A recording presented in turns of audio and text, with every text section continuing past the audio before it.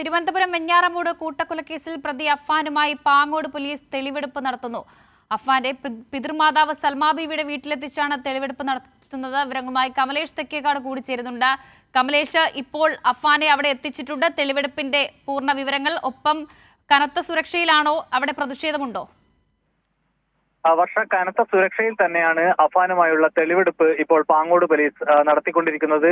ഇപ്പോൾ ഈ അഫ്ഫാൻ കൊലപ്പെടുത്തിയ പിതൃമാതാവ് സൽമാ ബീവിയുടെ വീട്ടിലെത്തിച്ച് തെളിവെടുപ്പ് പൂർത്തിയാക്കി കഴിഞ്ഞിരിക്കുന്നു. അവിടെ നിന്നും ഈ അന്വേഷണ സംഘം പ്രതിയെയും കൊണ്ട് ഇപ്പോൾ പേരുമലയിലുള്ള അഫ്ഫാന്റെ വീട്ടിലേക്കാണ് പോകുന്നത്. അതോടൊപ്പം തന്നെ ഈ അഫ്ഫാൻ ഈ പിതൃമാതാവിനെ കൊലപ്പെടുത്തിയതിനു ശേഷം അവരുടെ സ്വർണ്ണമാല കവർന്നിരുന്നു. ആ സ്വർണ്ണമാല പണയം വെക്കുകയും അതിൽ നിന്നും ലഭിച്ച പണം ഒരു ഇടപാടുകാരന് അയച്ചു കൊടുക്കുകയും ചെയ്തിരുന്നു. ആ ATM കൗണ്ടറിൽ എത്തിച്ചടക്കം പ്രതിയെ തെളിവെടുപ്പ് പൂർത്തീകരിക്കേണ്ടതുണ്ട്. അതോടൊപ്പം തന്നെ ഈ ചുറ്റിക വാങ്ങിയ കടയിൽ, അതോടൊപ്പം ഈ സ്വർണ്ണമാല പണയം വെച്ച ധനകാര്യ സ്ഥാപനത്തിലടക്കം ഈ തെളിവെടുപ്പ് പൂർത്തീകരിക്കേണ്ടതുണ്ട്. ഏതായാലും ഇപ്പോൾ ഈ ATM കൗണ്ടറിലുള്ള തെളിവെടുപ്പിനാണ് ഇപ്പോൾ പോലീസ് മുതിരുന്നത്. അതോടൊപ്പം തന്നെ പേരുമലയിലെ അഫ്ഫാന്റെ വീട്ടിലെത്തിച്ചും പ്രതിയെ ഇന്നിപ്പോൾ തെളിവെടുപ്പ് നടത്താനുള്ള നീക്കത്തിലാണ് പോലീസ്. അങ്ങോട്ടുള്ള യാത്രയിലാണ് ഇപ്പോൾ പോലീസ് ഉള്ളത്. വലിയ പോലീസ് സന്നാഹം തന്നെയാണ്, അതായത് DYSPയുടെ നേതൃത്വത്തിൽ ഉള്ള പോലീസ് സന്നാഹം തന്നെയാണ് ഈ പ്രതിക്കൊപ്പം ഉള്ളത്. ആ നിലയിൽ തന്നെയാണ് തെളിവെടുപ്പ് പുരോഗമിക്കുന്നത്.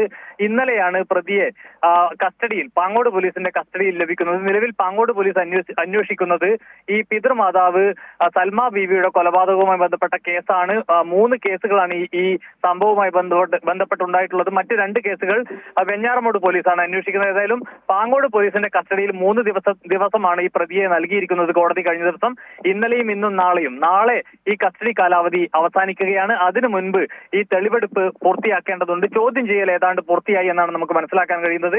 അതിന്റെ ഭാഗമായാണ് ഇന്നിപ്പോൾ പ്രതിയെ തെളിവെടുപ്പിന് എത്തിച്ചിരിക്കുന്നത്. ഇന്ന് തന്നെ തെളിവെടുപ്പ് പൂർത്തിയാക്കി നാളെയും കൂടി വിശദമായ ചോദ്യം ചെയ്യൽ പൂർത്തിയാക്കിയതിനു ശേഷം നാളെ വൈകിട്ടോടുകൂടി കോടതിയിൽ ഹാജരാക്കാനാണ് പോലീസിന്റെ തീരുമാനം.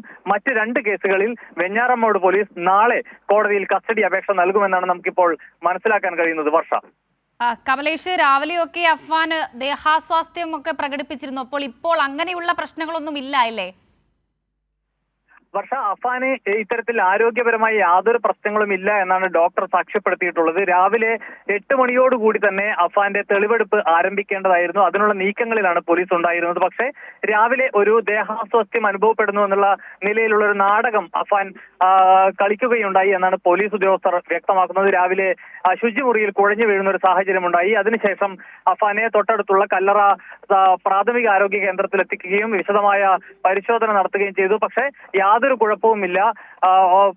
അതായത് BP അടക്കം എല്ലാം വളരെ നോർമലാണ് എന്ന് ഡോക്ടർമാർ സാക്ഷ്യപ്പെടുത്തുകയും ചെയ്തു. അതിനുശേഷം തിരിച്ച് പോലീസ് സ്റ്റേഷനിലേക്ക് തന്നെ എത്തിക്കുകയായിരുന്നു. പിന്നീട് ഈ SHOയ്ക്ക് DYSPയുമായിട്ടുള്ള ഒരു ഔദ്യോഗികമായ ഒരു കൂടിക്കാഴ്ച ഉള്ളത് കൊണ്ടാണ് ഇന്നിപ്പോൾ ഇത്രയും വൈകിയത് തെളിവെടുപ്പ്.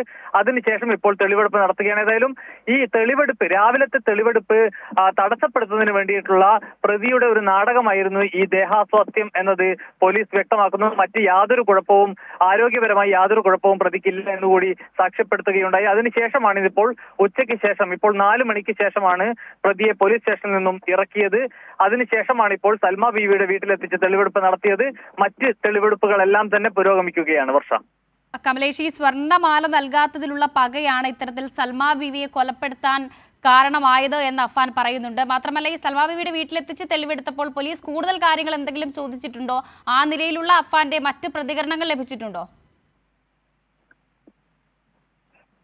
വർഷ, സൽമാ ബീവിയുടെ വീട്ടിലെത്തിച്ച് ഇപ്പോൾ തെളിവെടുപ്പ് പൂർത്തിയായി കഴിഞ്ഞു. ഇതിൽ ഏറ്റവും കൗതുകരമായ, അല്ലെങ്കിൽ നമുക്ക് ഉൾക്കൊള്ളാൻ കഴിയാത്ത ഒരു കാര്യം എന്ന് പറയുന്നത് ഇതുമായി ബന്ധപ്പെട്ട അഫ്ഫാന്റെ മൊഴി തന്നെയാണ്. വർഷ അല്പസമയം മുമ്പ് സൂചിപ്പിച്ച ആ മൊഴി തന്നെയാണ്. അതായത് കുഴിയിലേക്ക് കാലും നീട്ടിയിരിക്കുന്ന തള്ളയാണ്, എന്നിട്ട് പോലും ഒരു സ്വർണ്ണമാല ചോദിച്ചപ്പോൾ തന്നില്ല. അതിന്റെ വൈരാഗ്യമാണ് ഈ കൊലപാതകത്തിലേക്ക് നയിച്ചത്, അല്ലെങ്കിൽ അവരെ കൊലപ്പെടുത്താൻ തീരുമാനിച്ചതെന്നത് അഫ്ഫാന്റെ മൊഴിയാണ്. സ്വന്തം പിതൃമാതാവിനെ കുറിച്ചുള്ള അഫ്ഫാന്റെ മൊഴിയാണത്.